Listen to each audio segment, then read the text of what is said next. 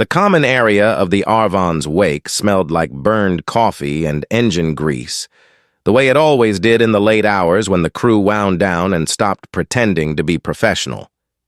The overhead lights had been dimmed to half power, and someone had pushed 3 crates together in the corner to make a table. 4 people sat around it playing cards, laughing too loud, completely unbothered by the fact that they were floating through deep space with nothing but a few inches of reinforced hull between them and total silence. Velsara stood in the doorway and watched her husband lose again.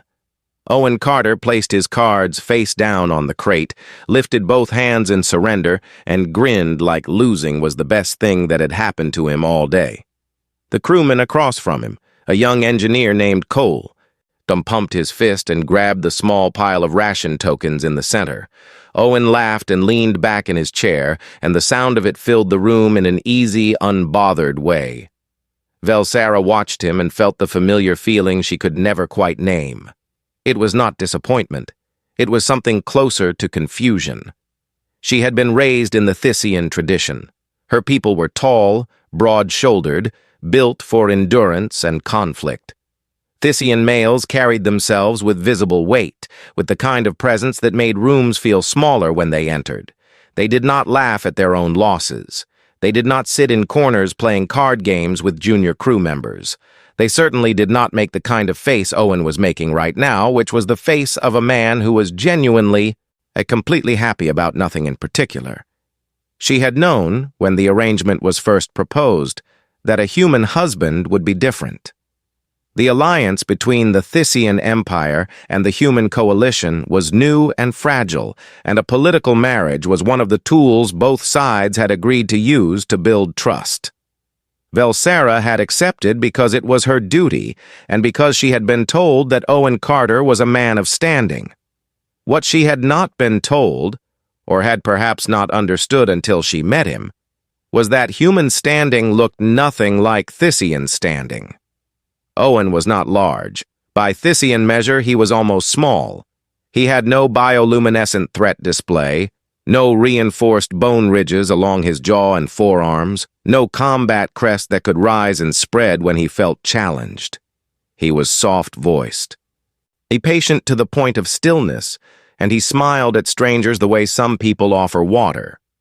Freely, without thinking about it, as though it cost him nothing. In the early days of their marriage, Velsara had waited for him to reveal some harder version of himself. She had watched for it the way you watch a calm sea when you know a storm is supposed to be coming. It never came. What came instead was Owen. Just Owen. The same every day, steady and warm, and entirely at ease with himself. Lenny appeared at Velsara's shoulder.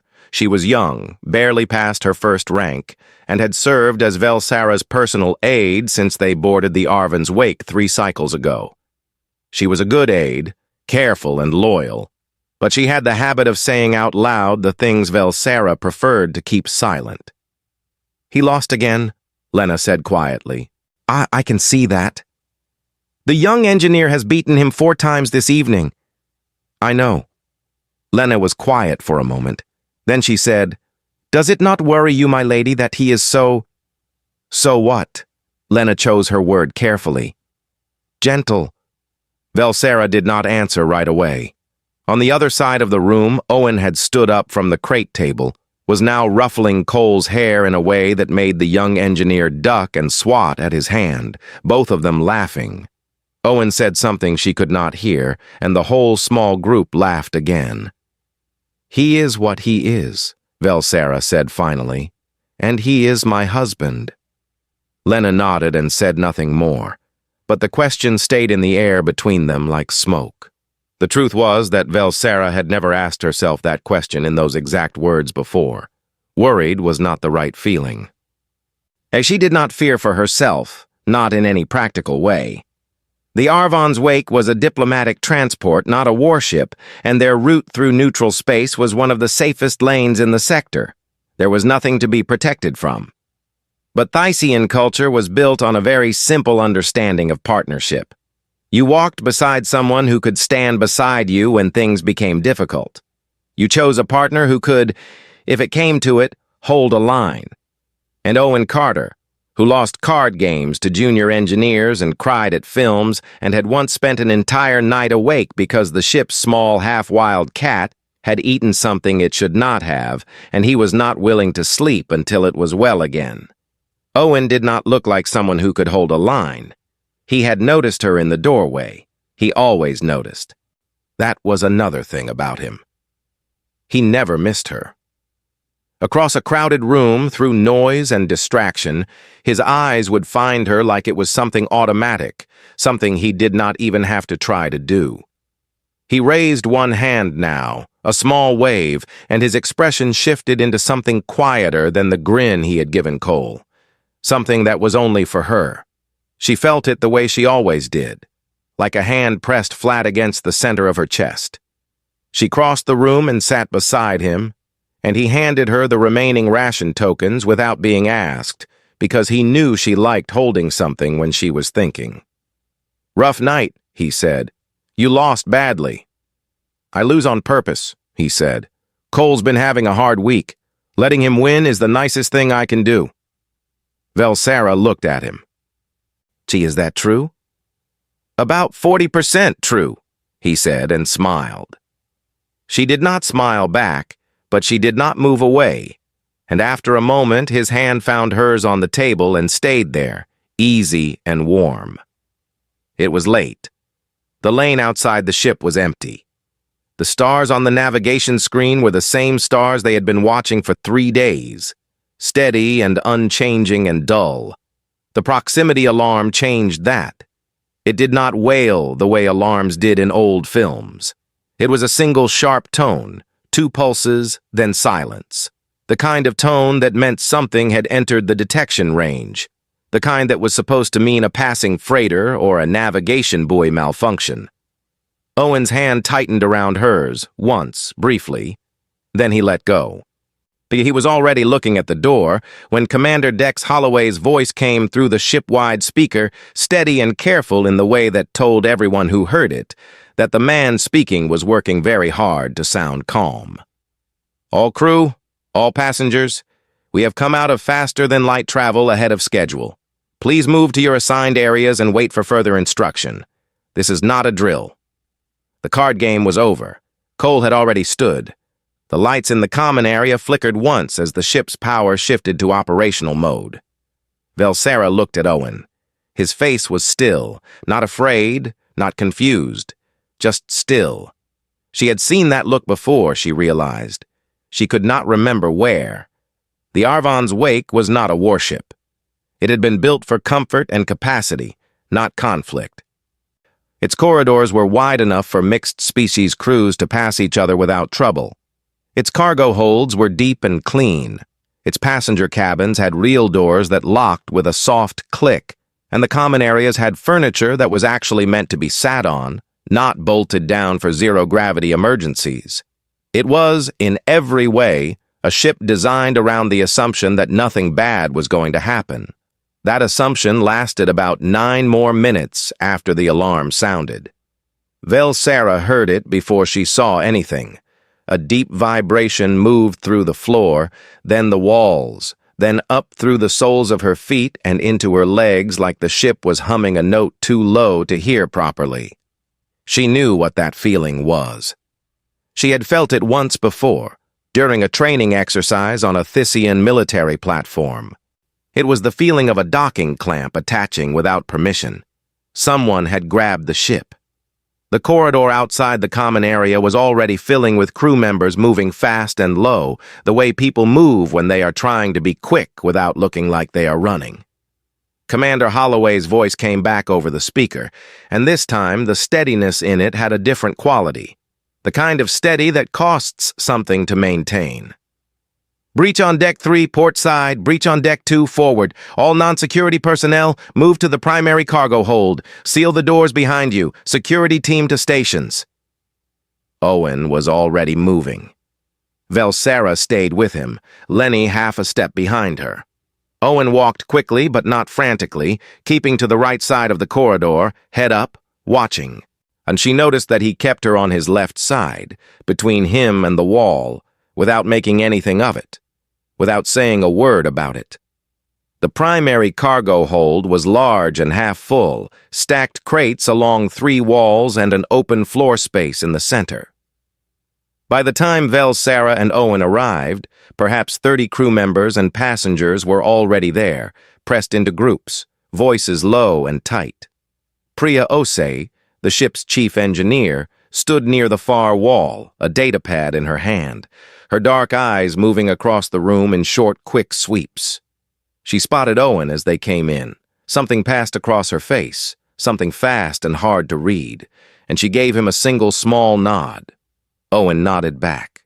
Velsera noticed the nod. She filed it away. The doors sealed with a heavy click. For a moment, the hold was almost quiet, just breathing and the hum of the ship's systems. Then the sound came from the corridor outside. Boots, many of them, heavy and deliberate. The kind of footsteps that are not trying to be quiet because they do not need to be. The doors opened. The Vorkai came in, the way predators enter a space they have already decided belongs to them. There were 9 of them visible, with more in the corridor beyond. They were broad, gray-skinned, with flat, wide faces and eyes that caught the hold's light in the yellow way that suggested they saw better in the dark than in it. Each one carried a compression rifle, held easy and low, not aimed, but ready. That was the detail that told you the most about them. They did not need to aim yet. They already knew no one in this room was going to do anything. Their leader came in last. And he was taller than the others by a head and wore no helmet, which meant he wanted them to see his face. His name, they would learn, was Kale. He stopped in the center of the open floor and looked at the people gathered against the walls the way you look at a collection of objects you are deciding how to sort. "This will go easy or it will go hard," he said. His coalition standard speech was flat and heavily accented, but clear. "You will give us the diplomatic cargo in Bay 2. You will give us access to the ship's navigation core, and you will stay exactly where you are. Do these things and you will be on your way by morning. Cause trouble and you will not." No one spoke. Kyle's yellow eyes moved through the room and stopped on Velsera. A Thyssian noble aboard a diplomatic transport was not something the Vorkai had missed in whatever information they had gathered before boarding. Velsera felt the attention land on her like weight, and she stood straight under it the way she had been trained to, spine long, chin level, expression closed. "The Thyssian comes with me," Kale said. "Priority guest." 2 of his people moved toward her. Velsera shifted her weight forward without thinking about it, the old muscle memory of a warrior culture responding before her mind could finish the calculation. She was taller than Owen, stronger by Thyssian measure, and for 1/2 second every part of her training was ready to make this into a different kind of moment. Owen's hand found her arm, not grabbing, not pulling. Just there, fingers resting on her forearm, at the lightest possible touch. She felt him step up beside her, close, and he said quietly, close enough that only she could hear it. "Not yet. Please." She looked at him. His face was calm, not the calm of someone who did not understand what was happening, not the calm of fear pretending to be control. It was something else. Flat and clear and entirely without panic, like the surface of water that has no wind on it. She stepped back. The 2 Vorkai took her by the arms without violence, one on each side, and began moving her toward a side door. She looked back once at Owen as she was walked out of the hold. He was watching her go. His hands were loose at his sides. His expression had not changed, but his eyes were moving. She saw it now, slow and steady and methodical, crossing the room corner to corner, raider to raider, to door, crate to crate. Not the eyes of a frightened man looking for comfort, the eyes of a man who was counting things. She did not understand it yet. She would. The side door closed behind her, and Owen Carter was left standing in the cargo hold surrounded by armed raiders, apparently doing nothing. Kale did not look at him twice. None of them did. That was their first mistake. The side corridor they put Velsara in was narrow and lit with the kind of pale yellow light that made everything look tired. 3 other passengers were already there. 2 human crew members she did not know well, and a Thyssian trade official named Bren, who was old enough to have stopped being afraid of most things, but was clearly reconsidering that position now. Lena sat close to Velsara, silent. Her hands folded in her lap in the careful way of someone trying very hard to appear smaller. There was one Vorkai guard. He stood at the end of the corridor near the door that led back into the main passage, compression rifle across his chest, posture relaxed. He did not look at them often. They were not a concern to him. 4 unarmed non-combatants in a locked side passage did not require attention. Velsara sat with her back straight and her eyes open and thought about Owen's face as she had been walked out of the hold, the eyes moving, slow and careful, door to door, raider to raider, counting things. She had been married to Owen Carter for 14 months. She had watched him be patient with slow service at station restaurants. She had watched him read the same news feed every morning in the same order, base updates first, local politics second, human interest pieces third, as though information needed to be sorted before it could be trusted. She had watched him fold laundry with a precision that made no sense for a man who claimed not to care about such things. She had not, until this moment, thought about what those habits meant about the inside of his mind. A man who sorted information, a man who noticed the order of things, a man who, in a room full of noise and laughter, had still spotted her in a doorway across the room before she made a single sound. She was still thinking about this when the first tap came. It moved through the wall to her left, a short knock, 3 beats, then a pause, then 2, like someone was testing if the pipe carried sound. Velsara looked at the wall. The 2 human crew members looked at each other. But the old Thyssian official closed his eyes. Then it came again. Different this time. A pattern, not random. Short, short, long, short, pause, long, short, long, repeating. One of the human crew members, a young woman named Addie, who ran systems monitoring on Deck 2, went very still. Her eyes dropped to the floor like she was reading something written there. "Someone in engineering is talking to us," Addie said softly. Velsara looked at her. "What are they saying?" Addie was quiet for another moment, listening to the next repetition of the pattern. "They are saying, 'Sit tight.'" Velsara looked at the wall for a long moment. Then she looked at the guard, who had not moved, had not noticed the sound, was staring at the far door with the expression of someone thinking about what he was going to eat later. In the cargo hold, yet things were quieter than they should have been. Cale had left 2 of his people to watch the prisoners while the rest worked. The 2 who remained were posted near the main doors, rifles loose, talking to each other in low Vorkai, the specific kind of half-attention you give to a task you have already decided is finished. Owen sat on the floor against a crate with his knees up and his hands resting on them. He had not been the kind of trouble they looked for. He had not shouted or moved or made himself noticeable in any way. He had, in the first 10 minutes after Velsara was taken, asked one of the guards very politely if there was any water available because one of the older crew members near him looked unwell. The guard had ignored him. Owen had thanked him anyway and gone back to sitting. The guard closest to the main door had drifted 3 meters to the left of where he had originally stood. He had not planned to do this. It had happened gradually over the course of several small moments, a slight movement when Owen had spoken to him, a half step when Owen had shifted position on the floor, a drift when Owen had said something quietly to the crew member next to him that required the guard to look that direction for a moment. None of it had seemed like anything. All of it had been on purpose. The second guard was now facing the wrong wall. He had also not intended to do this. Priya Osei had not been placed in the cargo hold. She had been found in engineering when the Vorkai swept Deck 2 and had been left in place under a single guard, with instructions to keep the ship's power running. Oh, the Vorkai needed the ship functional for extraction. This was their second mistake. Priya worked at her console with steady hands and kept her face empty. She had been in tight situations before, though not exactly like this one. What she was doing now was not dramatic. She was not bypassing security protocols or rerouting weapon systems.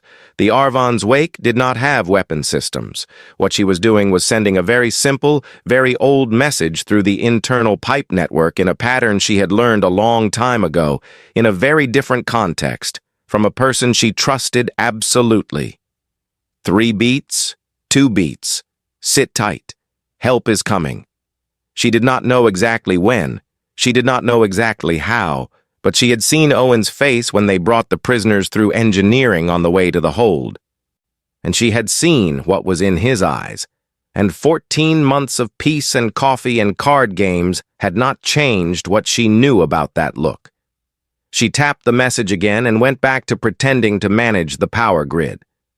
Back in the side corridor, the guard near the door shifted position and half-turned to check something in the passage behind him. When he turned back, the corridor was empty. He stared at the 4 blank spaces where 4 people had been sitting. There was no sound, no open panel, no broken lock, no sign of struggle. The air processing vent at floor level on the left wall had been removed and replaced so carefully that the seam was nearly invisible. He had not heard it. He had not heard it because while his back was turned, Owen Carter had also not been in the cargo hold anymore. The maintenance shaft was cold and dark and smelled like recycled air and metal. Velsera moved through it on her hands and knees because there was no other option, which was something she was certain she would not tell her mother about. Lenny was directly behind her. Addie was behind Lynn. The old official Bren was managing with the grim determination of someone who had decided that dignity was a problem for tomorrow. Owen's voice came from the passage ahead of them, low and even, more breath than sound. Left turn in 4 meters. There is a junction. Take the right branch and keep going until you feel the floor change texture, then stop and wait. Where are you? Velsera asked. Close. It was not a satisfying answer. She kept moving. The floor did change texture. Unsmooth metal giving way to a ribbed panel, and she stopped there as instructed. Lenny crowded in behind her. Addie and Bren followed.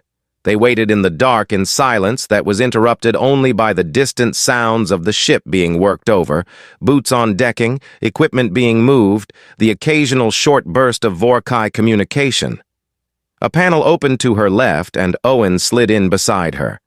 She could not see his face in the dark, but she could feel him there, the warmth of him, the familiar quiet that he carried with him everywhere like a second skin.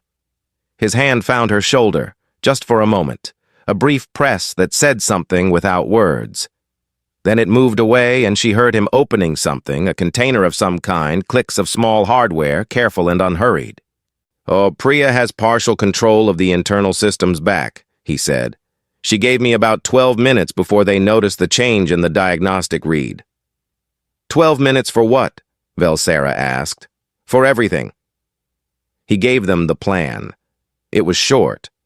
Velsera had attended Thyssian military briefings that lasted hours. Owen's version took less than a minute. Priya would hold the power grid and cut lighting to sections on command. Addie would go to Priya because Addie knew engineering and they needed 2 people on systems. Velsera would take the rest of the group through Maintenance Passage 7 to the cargo hold secondary entrance, trip the door from the inside, and get the remaining prisoners out into the lower deck. And you, Velsera said. Primary corridor and then the bridge. She did the count in her head. A 7 Vorkai still active based on the contact sounds she had tracked while moving through the ship. She did not know exactly where all of them were. Neither did he. Alone, she said. Yes. Owen. He stopped. She could feel him waiting. They have rifles. I know, he said. She wanted to say more, She did not have the words for it in any language. What she wanted to say was, "I made a judgment about you, and I am not certain it was correct. And the idea that I might lose you before I can tell you that is something I cannot fit into my chest without difficulty." What she said was, "Be careful." He made a sound, not quite a laugh, not quite a breath. "Always," he said. Then he was gone. Velsara moved. The passage to the cargo hold secondary door took 4 minutes in the dark. She did the door exactly as Owen had described. A manual override sequence on the inner panel, 3 inputs in the right order, and the door gave with a click and a sigh of air. The hold was as they had left it, 30-odd crew members still against the walls, 2 Vorkai guards. It was Addie's arrival in engineering that changed the lights. The hold dropped to complete darkness for 4 seconds. It was enough. The 2 guards did not understand what happened. They would describe it later, in the statements they gave the Alliance Patrol, as a ghost. Something in the dark that moved wrong, that was not where they tried to put their hands, that removed their rifles with a kind of efficiency that did not feel like a person doing it. What they remembered most was that neither of them was hurt. The person in the dark had every opportunity to do worse, and chose not to. That was not something Vorkai raiders were accustomed to. Velsara moved her people out of the cargo hold and into the lower deck and turned them over to a senior crew member with instructions to hold position. Then she turned back. She had been told to stay. She was choosing not to. The primary corridor on Deck 2 was the main artery of the ship, wide and lit with amber emergency lighting. 3 of the remaining Vorkai were posted there, covering the approaches to the navigation room and the bridge access door. Kyle was inside the bridge. 1 more raider was in the cargo bay working the locks on the diplomatic containers. That accounted for all of them. She reached the primary corridor from the secondary access stairwell at the far end and pressed herself to the wall. She heard nothing unusual. No shots, no alarm, and no sound of fighting. The amber light stretched the length of the corridor, and it was still. Then she saw them. The 3 Vorkai who had been posted in the corridor were against the far wall, seated, weapons removed, wrists secured with sections of cable tie from what appeared to be an electrical repair kit. One of them had the wide-eyed expression of a person who had experienced something they were still processing. The other 2 were simply staring at the floor. Owen was crouched in front of Kale, who was on his knees with his hands behind his back. Owen was not raised, not angry. He was speaking in the same quiet voice he used for everything, and what he was saying was calm and simple. "You made a choice to come onto this ship. I understand that choice. I am not going to pretend it wasn't well planned. But the plan ended about 7 minutes ago, and now your people are accounted for. The bridge is closed, and your extraction window is gone. A patrol vessel is going to arrive in the next 2 hours. What happens to you when it does is still something we can influence." Kale stared at him. "Who are you?" Kale said. Owen stood. He did not answer. The bridge door opened behind him and Commander Holloway stepped out, eyes moving across the corridor, taking in what he was seeing with the expression of a man who would need time later to fully understand it. Velsara stood at the far end of the corridor. Owen saw her. He always saw her. She looked at her husband, standing in the amber light, breathing slightly harder than usual, a small cut along his left forearm that he had not mentioned, hands steady at his sides. No performance, no pride. Just a man who had done what needed to be done and was already thinking about what came next.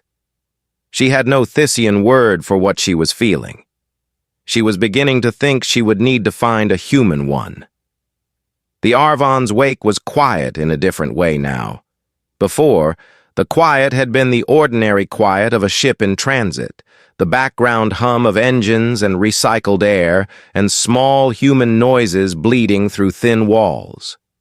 This quiet was the kind that came after something, heavier than the other kind, with edges on it. People moved through the corridors in short, careful trips, talking in low voices, checking on each other with that particular mix of relief and leftover fear that takes a few hours to work itself out of the body. The Vorkai were secured in the rear storage section, guarded by what remained of the ship's security team and 2 crew members who had volunteered. Cale had not spoken again after Owen walked away from him. The others had been quiet from the beginning. A distress beacon had gone out before the last raider was dealt with. Commander Holloway had confirmed a response signal from an Alliance patrol vessel running full speed on an intercept course. 2 hours, maybe less. Owen was in the medical bay. Priya had pulled him there with the specific kind of firmness she used when she was not going to hear arguments. She sat him down under the light, looked at the cut on his arm, looked at the bruising starting along his left ribs that he had not mentioned to anyone, and told him to hold still, which he did without protest, which told Velsara that it hurt more than he was going to admit. And Velsara stood in the doorway of the medical bay and watched. Owen was talking to Priya in the easy, half-distracted way they always talked to each other, the comfortable shorthand of 2 people who had known each other a long time. He was making a joke about the cable ties. Priya was not laughing, but she was trying not to, which amounted to the same thing. He looked ordinary. That was the thing that kept stopping Velsara when she tried to think through what she had seen in that corridor. He looked exactly the same as he always looked. The same voice, the same ease, the same face that smiled at strangers and cried at films and checked on injured ship cats in the middle of the night. Nothing about him had changed. And yet, Lena appeared beside her, which was becoming a habit. "Is he going to be all right?" Lena asked. Yes. Lena was quiet for a moment. Then, in a voice too small and careful to be anything other than genuine, she asked, "Was he always like that?" Velsara thought about it. She thought about all 14 months of it, the card games and the coffee and the careful laundry folding and the eyes that found her across every room without effort. "I think so," she said. "I just did not know how to see it." Lena nodded slowly. The way people nod when they are not entirely sure they understand, but they know they are close to something true. The patrol vessel arrived in 90 minutes. The next 2 hours were procedure. Officers came aboard, statements were taken, the Vorkai were transferred to official custody, and the diplomatic cargo was confirmed intact. Commander Holloway spoke with the patrol commander for a long time behind a closed door, and when they came out, the patrol commander looked at Owen once, the particular look of someone who has just read something in a file and is deciding how to behave about it. Owen received the look with the same calm he received everything. He thanked the commander, shook hands, and walked away, and Velsara, who was watching, saw the moment the commander looked down at the report in his hands and exhaled quietly. She went to Owen. They found a corner in the common area that no one was using, and they sat the way they had sat so many times before, close enough that their shoulders touched. The lights were still at half power. The crates that had served as a card table were still pushed together in the corner, and Cole's small pile of ration tokens still sitting there untouched. "Why did you never tell me?" she said. Owen turned the question over for a moment before answering. That was something he did, she had noticed. He did not fill silence with the first thing that came to him. "You never asked," he said. "And it was a long time ago. A different part of my life. I am not ashamed of it, but it is not what I want to be the first thing someone knows about me." "How long ago?" "I left service 8 years before we met. There were a few years in between that were not easy. When things got better, I decided I wanted the rest of my life to be something different." She was quiet for a moment. "You wanted to be gentle." "I am gentle," he said simply. "That is not something I decided to perform. It is who I am." He paused. "So what I did in that corridor tonight, that is also who I am. Both things are true at the same time. It is not a contradiction." Velsara looked at him for a long moment. She thought about the measure of strength she had grown up with, the visible kind, the loud kind, the kind that announced itself with size and display and the willingness to be seen as dangerous. That was the Thyssian way, and she had never questioned it because she had never had reason to. She was questioning it now. What Owen had done in that corridor required something different. It required the ability to be in a room full of armed people and feel no panic, not because he did not understand the danger, but because he had walked through enough danger that it could no longer speak to his body the way it spoke to other people's. It required patience. It required the ability to go unnoticed by choice. It required control so complete that it had no edges, no visible surface, nothing to grab. It was not smaller than what she had been taught to value. It was larger. She had just never seen the shape of it before. "What were you most afraid of?" she asked. "Tonight." He turned and looked at her. "Losing you," he said. "Not the ship, not the mission. You." She had known that was what he would say. She had still needed to hear it.